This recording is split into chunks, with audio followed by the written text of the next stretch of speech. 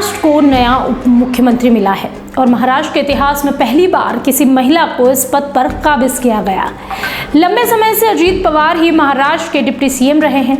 अजीत पवार के निधन के बाद राज्यसभा सांसद सुनेत्रा पवार ने शनिवार 31 जनवरी 2026 को महाराष्ट्र की पहली महिला उप मुख्यमंत्री के तौर पर शपथ ली। कौन है ये पहली महिला उप मुख्यमंत्री? कौन है सुनेत्रा पवार और आखिर उन्हें ही यह पद क्यों दिया गया? सुनेत्रा को उप मुख्यमंत्री बनाने पर चाचा शरद पवार ने क्या कहा, आइए ये भी जानते हैं।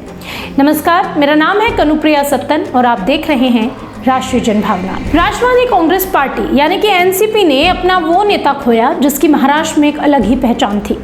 आम जन के नेता के रूप में अपनी छवि बना चुके अजीत पवार की कुर्सी जिस किसी को भी मिलती उसके लिए ये अग्नि परीक्षा ही साबित होती।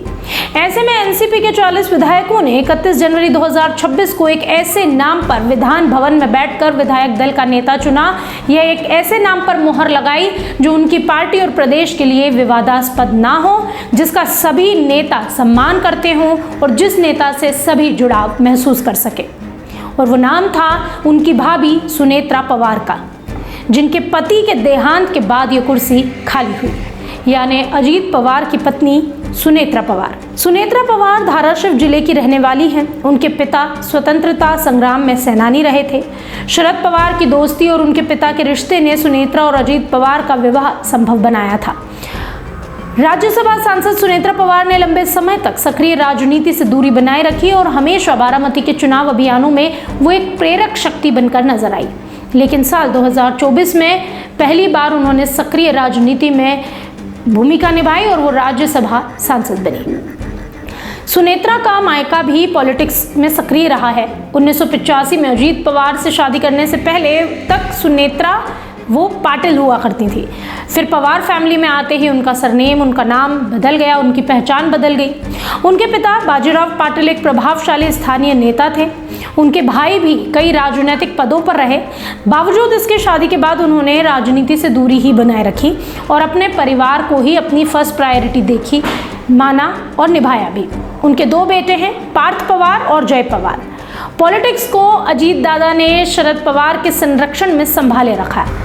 कार्यकर्ताओं का ऐसा मानना है कि सुनेत्रा पर्दे के पीछे अजीत पवार के अहम सलाहकारों में शामिल रही। 2023 में जब अजीत पवार ने अपने चाचा शरद पवार से अलग होकर नेशनलिस्ट कांग्रेस पार्टी को हासिल किया, तब पवार फैमिली में हालात बदल गए। 2024 के लोकसभा चुनाव में दिए गए एफिडेविट के अनुसार सुनेत्रा पवार का जन्म अक्टूबर 1963 में हुआ था। उन्होंने औरंगाबाद के एसबी कॉलेज से बीकॉम की डिग्री भी हासिल की। 1985 में उनकी शादी हो गई, जिसके बाद उन्होंने बारामती हाई टेक्सटाइल पार्क जैसे बड़े औद्योगिक उपक्रम को लीड किया। सुनेत्रा विद्या प्रतिष्ठान नाम के एक एजुकेशन ग्रुप की ट्रस्टी हैं। ये ट्रस्ट बारामती में 25,000 से अधिक स्टूडेंट्स की पढ़ाई लिखाई की जिम्मेदारी को देखता है, उन्हें निभाता है। 2010 में उन्होंने पर्यावरण संरक्षण के लिए एनवायरमेंटल फोरम ऑफ इंडिया की भी स्थापना की। इसके जरिए केटवाड़ी गांव को देश का पहला इको विलेज भी बनाया गया। यानी सुनेत्रा जो हैं वो हमेशा से एक्टिव रही, लेकिन सोशल साइड पर। सुनेत्रा पवार का मायका क्योंकि हमेशा से पॉलिटिक्स में सक्रिय रहा था। 1985 में उन्होंने अजीत पवार से शादी की। उसके बाद से वो हमेशा जो है पॉलिटिक्स से दूर ही रही थी। पति अजीत पवार के आकस्मिक निधन के बाद महायुति सरकार में डिप्टी सीएम चुनी गई हैं। सुनेत्रा पवार नई राजनीतिक पारी की शुरुआत कर रही हैं। महाराष्ट्र में अजीत पवार को जो समर्थक हैं, जो कार्यकर्ता हैं, वो प्रेम से दादा बुलाते हैं। इस लिहाज से सुनेत्रा कार्यकर्ताओं के लिए वैनी यानी कि भाभी बन गई है।